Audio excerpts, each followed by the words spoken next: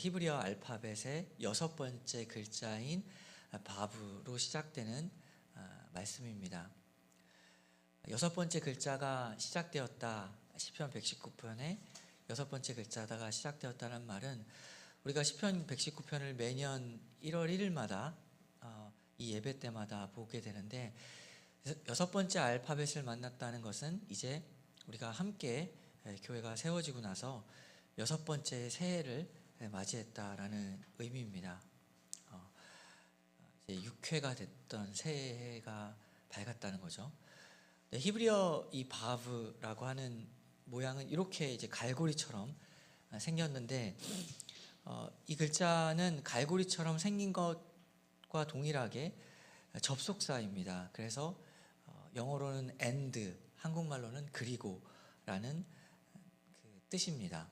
근데 이게 41절부터 48절까지 모든 구절 앞에 다 바브로 시작하게 돼서 그리고라고 이제 시작하게 됩니다.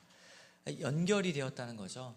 그리고라고 갈고리처럼 41절부터 48절까지가 한 구절 한 구절이 이렇게 기차의 화물칸들처럼 이렇게 연결되어 있는 상태를 말합니다. 그런데 이 41절이 기관차입니다. 동력을 전달하는 것이 41절이 되고 41절로 시작해서 이 나머지가 다 뒤따라오게 되는 구조를 보여주고 있습니다. 이 시편의 동력이 어디 있냐라고 하면은 바로 41절에 시작점이 있고 동력이 있다라는 것을 보게 됩니다. 그것이 무엇이냐면 시편 119편 41절을 보면 여호와여 주의 말씀대로 주의 인자하심과 주의 구원을 내게 임하게 하소서. 참 특별한 말이죠. 말씀의 순서를 보면은 내가 주의 인자하심을 찾고 내가 주의 구원을 찾아가는 것이 아니라 주어가 바뀝니다. 주의 인자하심이 또 주의 구원이 내게 임하게 하여 주소서라고 시작을 합니다. 우리의 기도죠. 사실 종교랑 다른 점입니다. 일반적인 종교는 사람이 주어가 되어서 하나님을 찾아가는 구조입니다. 그래서 내가 찾는 것이고 내가 잘하고 내가 노력하고 내가 선한 행동을 해서 구원을 얻는 것이죠. 가장 대표적으로 불교를 보더라도 108배, 산에 가서 108배 하면서 내가 땀을 흘리고 내가 절해야지 복을 받는다. 그래서 내가 이러한 고통과 고행을 통하여 그 신의 경지, 해탈, 널바나에 이른다라는 것이 가장 대부분의 종교의 그런 구조입니다. 그러나 예수님이 어떻게 하셨는가? 성탄절을 통해서 드러났듯이 예수님은 내가 찾아간 게 아니라 예수님이 이 땅 가운데 찾아오셨다라는 사실입니다. 우리가 죄인 되었을 때 바로 그때에, 죄인이었을 바로 그때에, 의인이었을 때가 아니라 죄인이었을 그때에 주님이 우리를 먼저 사랑하셔서 먼저 찾아오셨고 우리에게 밀고 들어오신 사랑, 그것이 하나님의 사랑이죠. 밀고 들어온 사랑.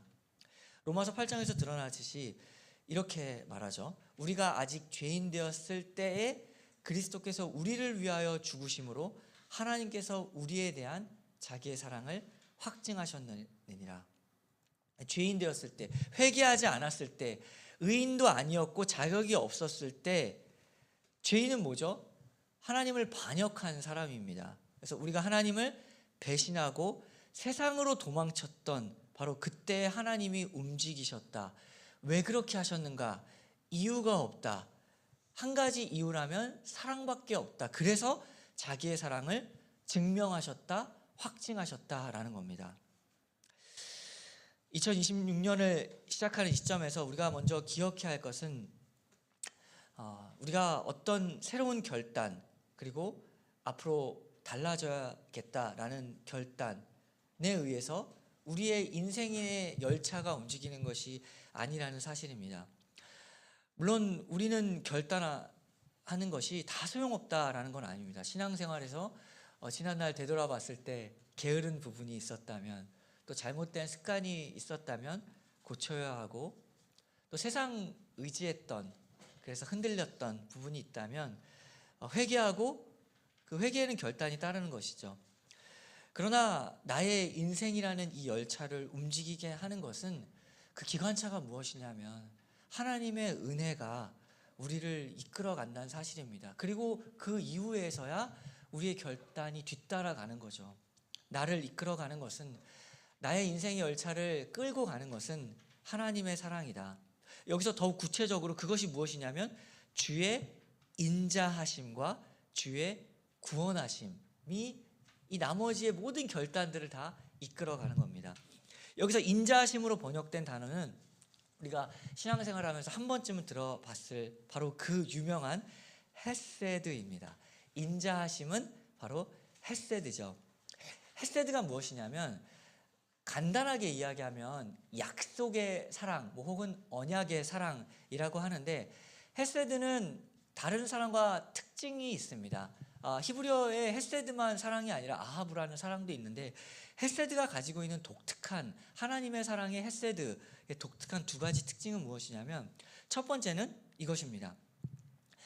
여기에 대한 질문이죠. 사랑이 감정이냐 약속이냐 라고 했을 때 헤세드는 약속의 무게가 있는 사랑입니다. 사랑은 상대방에 대한 매력 혹은 상대의 그 상태, 나에게 잘해주느냐 넘어가느냐 나에게 잘해주면, 그리고 내가 느끼는 기분에 따라 달라지게 되죠. 상대방의 상태가 변하면, 그리고 세월이 지나면 감정이 식고 사랑도 변합니다.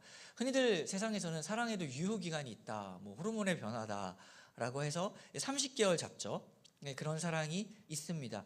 그러면 그 사랑은 틀린 사랑이냐 그런 거 아닙니다. 그냥 그런 사랑은 가짜가 아니라 그것도 사랑인데 잘못됐다는 게 아닙니다. 다 그렇게 시작을 했던 거죠. 그러나 그 사랑은, 그런 감정적인 사랑은 그 사랑의 기초가 감정이었다라는 사실뿐입니다. 잘못된 사랑이 아니라 뿌리가, 그 사랑에는 뿌리가 있는데 감정에 뿌리를 둔 사랑이었다라는 거죠.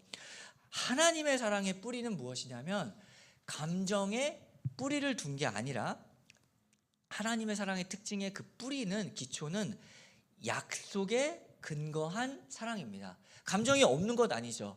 그러나 감정은 피어나는 겁니다. 약속의 뿌리에서 사랑의 감정이 피어나는 사랑, 그것이 헤세드죠. 이러한 약속에 근거합니다. 예레미야 30장 22절 보면 너희는 내 백성이 되겠고 나는 너희들의 하나님이 되리라. 우리의 상태, 우리의 감정과 상관없이 하나님이 약속하시고 이루시는 사랑입니다. 근데 한번 생각해 보세요. 약속을 너무 당연하게 생각하는데 하나님이 약속 안 하면 그만입니다. 약속 안 하면 되는데 괜히 약속을 해가지고 지금 하나님이 그 약속에 스스로 매이는 거죠. 약속 안 하면 그만이었습니다. 그런데 하나님은 내가 약속을 해서 그 약속에 내가 매이기로 작정을 해서 그 사랑으로 자기가 스스로 약속에 매이기로, 구속되기로 작정을 하신 겁니다. 그래서 우리에게 어떤 감정적인 상태와 상관없이 우리에게 밀고 들어오시는 사랑이 바로 헤세드죠. 우리가 하나님과 멀어지고 세상에 취해 있으면 그냥 놔두시냐? 아니죠. 우리의 삶에 개입하시고 우리에게 밀고 들어오시는 사랑입니다. 그래서 세상 살아가면서 어려움도 때때로 겪게 되고 고통도 주십니다. 놔두지 않는, 밀고 들어오는 사랑이죠. 때때로는 엎어져서 진짜 힘이 없을 때는, 그때는 부축해 주시고 어떻게든지 간에 나의 삶에 개입하신다는 거죠. 밀고 들어오시는 사랑이. 그래서 내가 멀어졌을 때 추격하시는 사랑입니다. 헤세드는 내가 멀어지면 그냥 멀어지는 게 아닙니다. 하나님이 추격하시는 사랑이 바로 헤세드죠. 두 번째 특징은 뭐냐면 사랑의 지속성인데, 사랑이 잠깐이냐 아니면 영원하냐. 헤세드는 끝까지 포기하지 않는 성실하신, 약속에 근거한 성실한 사랑이죠. 그래서 헤세드는 흔히 구약에서는 그 번역하기가 어렵기 때문에 인애, 자비, 변함없는 사랑으로 표현되지만 그 근거는 약속에 근거한 거죠. 꾸준함에 있습니다. 사랑에. 일반적인 사랑은 어떨까요? 사랑, 우리의 사랑, 뭐 부모의 사랑, 뭐 자녀의 사랑 다 사실 호흡입니다. 이게 티키타카가 있어야 되고 서로 이렇게 호흡이라는 거죠. 그런데 하나님의 사랑은 막무가내 아니가라는 말이 아니라 우리의 반응에 좌지우지 되지 않는 일관적인 사랑입니다.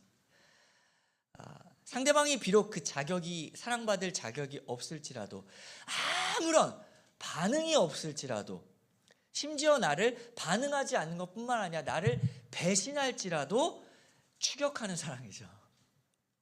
우리의 연약함, 실수에도 불구하고 포기하지 않는 끈질긴 사랑이 바로 헤세드입니다. 우리가 헤세드가 가장 적나라하고 가장 강력하게 드러난 구약의 그림이 있는데 그것은 바로 호세아서죠. 호세아서에서 헤세드가 무엇인지가 드러납니다. 하나님께서는 호세아에게 음란한 여인 그 고멜하고 결혼하라고 명령하셨습니다. 근데 고멜은 어땠죠? 남편의 큰 사랑을 받고도 다른 남자를 찾아갑니다. 얼마나 사랑했는데도 그 사랑을 채움을 받지 못하고 다른 사람 또 찾아가는 거죠. 배신하고 도망치고. 그래서 결국 어디 갔냐면 고멜이 노예시장에 비참하게 이제 창기와 같이 팔려가는 신세가 되죠. 그때 하나님께서 그러한 고멜을 두고 호세아에게 이렇게 명령하십니다. 호세아 3장 1절을 보면 너는 또 가서 타인의 사랑을 받아 음녀가 된 그 여자를 사랑하라. 또 가서, 한번 안 갔다는 게 아니에요. 용서하고 갔다는데 이번에 또 가서 그리고 어떤 여자, 다른 사람 사랑받아 음녀가 된 그 여자를 사랑하면 하나님 얼마나 더 참아야 됩니까? 이렇게 사랑을 모욕하는 그 사람을 또 데려와야 되는데 이번에는 돈도 지불해야 됩니다. 돈이 얼마냐면은 그 당시 때 은 15개와 보리 한 호멜 반을 지불해서 노예시장에 있는 그 여자를 데리고 와야 되죠. 요즘 돈으로 한 2천만 원 정도 됩니다. 빚만 지고 다니는 여자, 그 여자를 찾아와야 됩니다. 그런데 고멜은 호세아를 찾지 않았습니다. 나를 찾지도 않는 그 여자를 내가 스스로 찾아가서 내가 내 돈을 내고 그 여자를 데려오고 그뿐만이 아니라 데리고 와서 아내라는 자리까지도 회복시키는 이 사랑까지 해야 한다라는 거죠. 그 여자를 찾아가는, 추격하는 사랑입니다. 그것이 바로 헤세드죠. 우리 역시도 하나님께서 이러한 헤세드의 사랑을 통해서 지금 이 자리까지 왔다라는 것을 우리가 기억한다면은 우리가 그 사랑을 받은 자로서 어떻게 또한 살아야 되는지를 우리가 생각해 봐야 됩니다. 우리는 어쩌면 지나치게 상처를 받지 않으려고 합니다. 상처받을까 봐, 그리고 거절당할까 봐 사실은 접근조차 하지 않는 마음이 우리 안에 있습니다. 전도를 하거나 복음을 전할 때도 선을 넘어가지 않는 모습이 있죠. 물론 인간관계에서 상식적이고 합리적인 그러한 선을 지켜야 됩니다. 그런데 상대방에게 부담을 주지 않기 때문에 우리도 부담을 받지 않는 그러한 관계에 머물러 있을지 모릅니다. 그 사람이 나에게 오면 받아줄지는 모르지만 그 사람에게 먼저 이렇게 적극적으로 다가가지는 않습니다. 헤세드는 우리가 받은 사랑을 한번 생각해 보시면 하나님은 밀고 들어온 선을 넘은 사랑입니다. 추격하는 사랑이었다. 우리가 얼마나 멀어졌었던가. 그런데 우리는 그 사람 한 사람의 영혼을 위해서 먼저 다가가고 있는가. 때로는 그 사람의 인생 속으로 선을 넘어서 가야지만 될 때가 있는데 상식적이고 합리적인 그 자리를 지키고 있는 것은 아닌가, 주저하고 있지 않은가 우리가 생각해 봐야 됩니다. 상처라고 한다면은 상처받기 싫죠. 저도 상처받기 싫습니다. 그런데 상처받기 싫은 그러나 예수님은 나에게 얼마나 많은 상처를 받으셨는가. 십자가의 상처뿐만이 아니죠. 마음의 상처 또한 얼마나 많이 받으셨는가를 한번 생각해 봐야 됩니다. 구약 성경 내내 하나님은 이스라엘에게 상처받으셨습니다. 얼마나 마지막까지 상처받았냐면 마지막 말라기를 보면 이스라엘 백성이 하나님에게 이렇게 질문하죠. 말라기 1장 1절입니다. 여호와께서 말라기를 통하여 이스라엘에게 말씀하신 경고라. 여호와께서 이르시되 내가 너희를 사랑하였노라. 하나 너희는 이르기를 주께서 어떻게 우리를 사랑하셨나이까 하는도다. 이스라엘 백성들 하는 말, 하나님이 사랑한다라고 말했는데 언제 어떻게 도대체 우리를 사랑하셨습니까? 사랑하면 잘 돼야지요. 그런데 안 되는데 어떤 사랑의 방식으로 사랑하셨습니까? 알아듣지를 못하는 거죠. 하나님 입장이 어떻습니까? 말을 하는데 사랑한다고 지금 얘기했는데도 알아듣지를 못하면 속이 터지죠. 알아듣지를 못합니다. 벽에 대고 말하면 차라리 낫겠는데 말을 하는데도 알아듣지 못하는, 그런데 하나님이 너무 구차하게 자기 사랑을 설명을 해야 됩니다. 이렇게 사랑했다고. 이 세상 살아가면서 우리가 상처받지 않고 살 수는 없습니다. 그런데 정말 중요한 건 뭐냐면 상처는 늘 받는 것입니다. 그런데 중요한 것은 우리가 어떤 상처를 받고 있는가는 정말 중요하게 생각해 봐야 됩니다.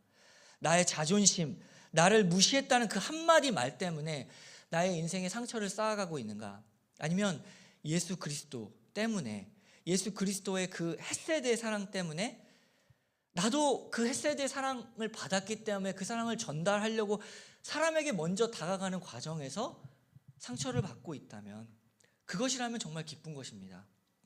그러한 상처, 그러한 불편함에 대해서 바울이 이렇게 말했죠. 갈라디아서 6장 17절을 보면 내가 내 몸에 예수의 흔적을 지니고 있노라. 그것은 차라리 상처가 아니라 흔적이라고 바울이 표현한 겁니다. 이 흔적, 우리가 한 번씩 들어봤던 그 스티그마라는, 그 원래 스티그마, 상처, 흔적이라는 용어는 원래 그 용어 자체가 노예 시장에서 쓰입니다. 그리고 죄인의 몸에 낙인 찍는 거 있죠. 너는 죄인이야라고 낙인 찍고 너는 노예라고 낙인 찍는, 불로 지지는 거, 그게 스티그마입니다. 그래서 예수님의 낙인이 찍히면 그게 예수님의 것이다라는 표현이죠. 그게 상처가 내가 예수님의 것이라는 표현이 됩니다. 예수님을 믿는다고 우리가 하지만 아무런 상처가 없다면, 세상에서도 상처받지 않고 사람들 관계에서 아무런 상처도 받지 않는다면 참 우리가 생각해 봐야 될 일입니다. 왜냐하면 복음을 위한 상처, 그것은 내가 그의 종이라는 증거이고 내가 그의 소유라는, 노예라는, 종이라는 증거가 되는 표시이기 때문입니다. 그래서 우리는 상처받는 것에 대해서 사실 두려워할 필요가 없습니다. 복음을 위한 상처라면 두려워할 필요가 없죠. 저 사람이 나를 어떻게 볼까? 이렇게 보겠지, 저렇게 보겠지, 저렇게 판단하겠지. 이런 생각으로 주저할 필요가 없습니다. 일단은 가는 거죠. 밀고 들어가는 예수님의 사랑처럼 일단은 가는 겁니다. 왜냐하면 예수님도 일단은 밀고 들어오셨기 때문입니다. 우리에게. 그렇게 헷세드의 사랑, 사랑이, 우리가 사랑 안에 거한다는 것은 하나님의 그 헷세드의 사랑이 넘쳐나서 우리가 받은 그 사랑대로 밀고 들어가는 사랑이 바로 내 잔이 넘치는 거죠. 우리 교회가 2026년도에는 조금 더 전진하자고 했습니다. 그런데 전진하려면 뚫고 나갈 수밖에 없는 것이고, 전진하려면 상처받을 수밖에 없는 것입니다. 상처를 받아야 나아가는 거죠. 뚫고 가야 되는데. 그래서 우리 모두 상처받는 인생이 되자. 2026년도에는 상처받기를 바랍니다. 어떤 상처냐가 중요한데 상처받는 교회 되자. 복음을 위해서, 영혼을 위해서 상처받는 교회 되자. 표어. 상처받자. 상처받기 좋은가요? 싫습니다. 저도 상처받기 싫습니다. 그리고 힘든 겁니다. 그런데 상처받더라도 우리가 주저하지 않고 달려갈 수 있는 이유가 뭐냐면 바로 이 41절이죠. 전진의 동력, 나갈 수 있는 이유는 무엇이냐면 예수 그리스도의 인자하심, 사랑, 헷세드, 이것이 동력입니다. 이것이 기관차라는 거죠. 나머지는 화물칸입니다. 우리의 결단이 필요 없는 게 아니라 화물칸이 있어야 되는데 그 결단은 헷세드의 사랑으로 가능한 거죠. 그것이 없다면 우리는 우리의 열심, 우리의 막 밀고 막 밀어도 결국에는 기관차 없는 열차입니다. 뒤에서 밀지만, 뒤에서 열심을 다하지만 헷세드의 사랑이 우리 안에 거하지 않으면 우리는 한 발자국도 나갈 수 없는 사람들이죠. 지금 이 동력으로 41절의 동력으로 이 시인이 어떻게 움직이는가를 보십시오. 42절부터 48절까지는 그 헷세드의 사랑을 입은 자의 나타나는 반응들, 그 인격적인 반응들입니다. 42절을 보면 이런 반응이 나타납니다. 그리하시면, 이제 나오죠. 그리하시면, 그 헷세드가 나에게 임하면, 그리하시면 내가 나를 비방하는 자들에게 대답할 말이 있사오리니 내가 주의 말씀을 의지함이니이다. 그리하시면, 그 사랑이 나에게 임하기를 원합니다. 그리하시면 나를 비방하는 자들, 세상, 이렇게 묻죠. 비방한다, 정죄한다. 딱 보니까 너도 우리랑 똑같더만, 화 잘 내더만, 성격 대단하더만, 도대체 뭐가 다른데? 너는 또 무슨 염치로 예수님을 믿고 있느냐? 다른 사람이 얘기하지 않고 우리가 우리의 죄로 인하여 우리가 넘어지고 우리 스스로 비판할 때가 많습니다. 그러면서 쉽게 우리는 그 유혹에 넘어가죠. 그래, 뭐 나 같은 사람이 뭐 지금까지 내가 이렇게 살아왔는데. 그러나 헷세드의 사랑을 기억한다면 바로 다음, 내가 주의 말씀을 나를 의지하는 것이 아니라 이 말씀대로 주님의 사랑이 나타난 이 말씀을 내가 의지한다. 그래, 맞다. 나는 자격이 없다. 난 도망쳤던 자 맞다. 그러나 호세아가 고멜을 위해 값을 치른 것처럼 예수님이 나를 위해 값을 치르셨다. 그분의 끈질긴 사랑이 말씀에 나와 있다. 내가 이 말씀을 의지하겠다. 나도 나를 정죄하지 않겠다. 회개는 할지언정 내가 스스로 나를 정죄하는 일 없다. 세상에 정죄받지도 않고 나도 나를 정죄하지 않겠다. 주의 말씀을 의지하는 거죠. 헷세드에 입은 그 사랑을 입은 사람만이 이렇게 할 수 있는 겁니다. 그리고 나서 또 나오죠. 시편 119편 43절을 보면 진리의 말씀이 내 입에서 조금도 떠나지 말게 하소서. 내가 주의 규례를 바랐음이나이다. 그분이 나를 포기하지 않는데 누가 정죄하겠는가? 진리의 말씀 내 입에서 조금도 떠나지 않게 하여 주시옵소서. 잠깐이라도 세상의 말로 인하여 나를 판단하는 일이 없게 하시고 주의 말씀이 내 입에서 떠나지 않게 하여 주시옵소서. 우리의 방패가 무엇인가? 그것은 처음부터 지금까지도 마찬가지였고 나의 의로움이 구원의 결정지었던 것이 아니었습니다. 우리의 방패는 나의 의로움이 아니라 십자가에서 나를 위해 죽어주신 바로 예수님의 사랑이 우리의 방패입니다. 그 사랑이 우리를 끝까지 지금 오늘 2025년을 넘어가서 2026년도 여기까지 오게 한 힘이었습니다. 그 사랑이 힘이었죠. 헷세드에 감격한 사람은 이제 43절과 44절로 나아갑니다. 44절을 보면 내가 주의 율법을 항상 지키리이다. 영원히 지키리이다. 여기서 지키리이다 라고 한 것은 이제 결단입니다. 내가 그렇게 결단한 것입니다. 그런데 이 결단은 억지가 아니죠. 그 사랑에 대한 인격적인 반응으로 내가 자발적으로 하는 결단입니다. 율법 무서워서 하나님의 법 안 지키면 벌 받아서가 아니라 하나님의 사랑 안에서 그 사랑에 내가 압도되었기 때문에 내가 스스로 하나님의 법을 지키기를 즐거워하는 겁니다. 무서워서 하는 게 아니라.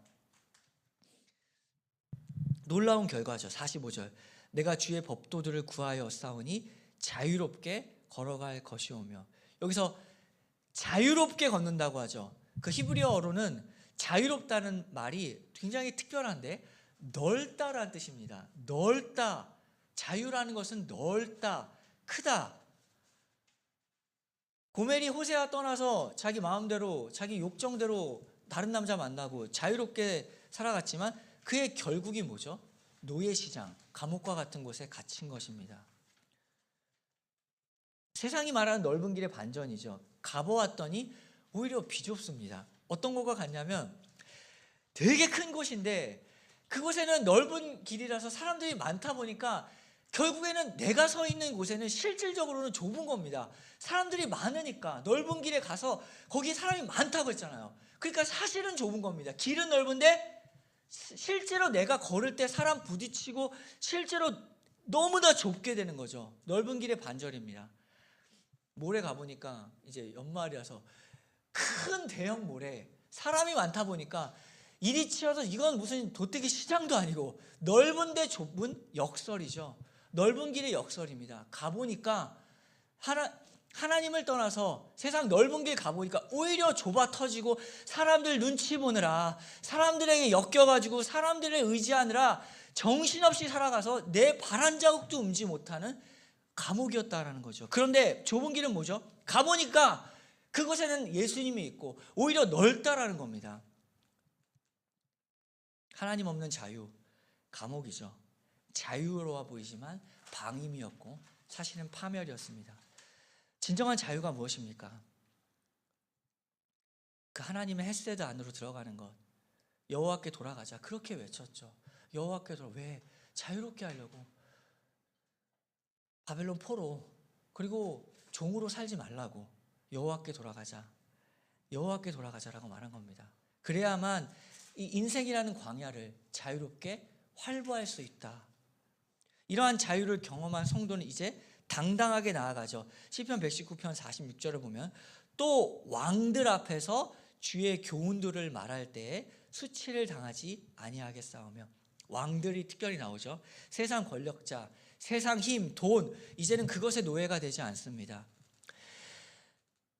세상의 어떤 왕보다, 세상의 어떤 능력과 힘보다 강한 왕 누구시냐? 하나님이 그러한 왕이시기 때문에 당당한 거죠. 그리고 담대한 거죠. 그 헤세드를 경험한 사람은. 시편 119편 47절을 보면 내가 사랑하는 주의 계명들을 스스로 즐거워하며, 사랑 안에서 스스로 즐거워합니다. 억지 웃음 지을 필요가 없죠. 우리가 흔히들 감정 노동이라는 것이 있는데, 너무 슬픈 게 뭐냐면 그 세상의 서비스직에서 감정 노동이 있는데 이게 교회 안에서도 감정 노동과 같은 일들이 벌어집니다. 나는 슬픈데 웃어야 되는 상황들. 왜 감정 노동이 생기냐면 나의 진심, 나의 깊은 곳의 진심과 지금 내 얼굴의 표현 사이의 그 간격과 격차가 클수록 그런 사람이 스트레스가 그만큼 있는 겁니다. 격차가 클수록, 이게 조금 좁으면은 이게 그렇게 심하지 않은데 너무나 격차가 클수록 슬픈데 웃어야 되는 상황들, 그게 아니라는 거죠. 하나님의 사랑을 경험할 때 우리는 진짜로 웃게 됩니다. 말씀 보면서 또 진짜로 울게 되죠.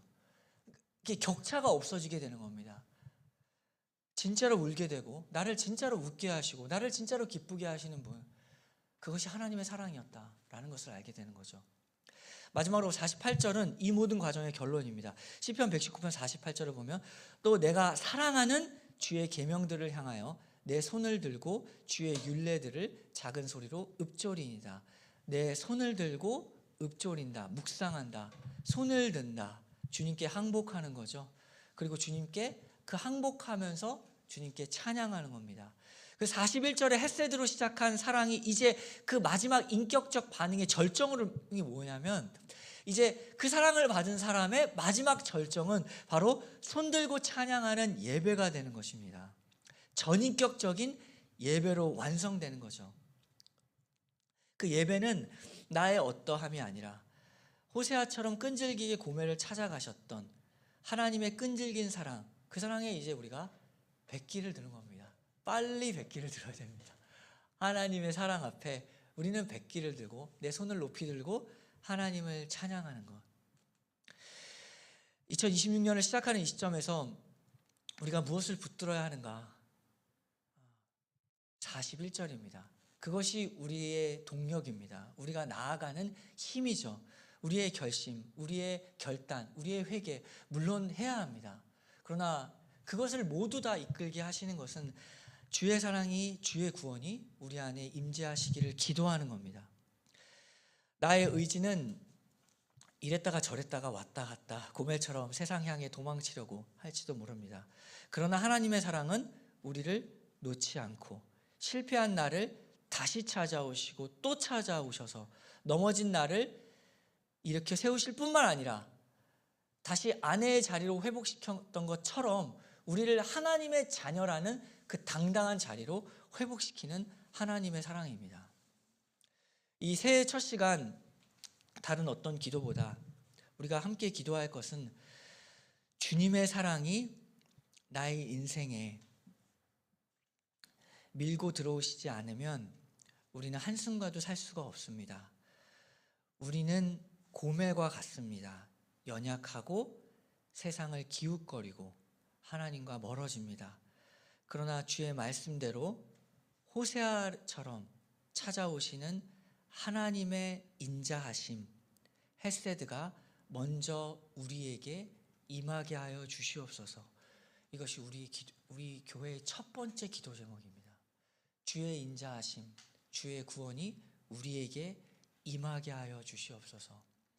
이렇게 기도하고 그 헤세드의 사랑 안에서 전진하며 상처받을지라도 뚫고 나아가는 우리 교회, 또 우리 한 명 한 명이 되기를 기도합니다. 함께 기도하겠습니다.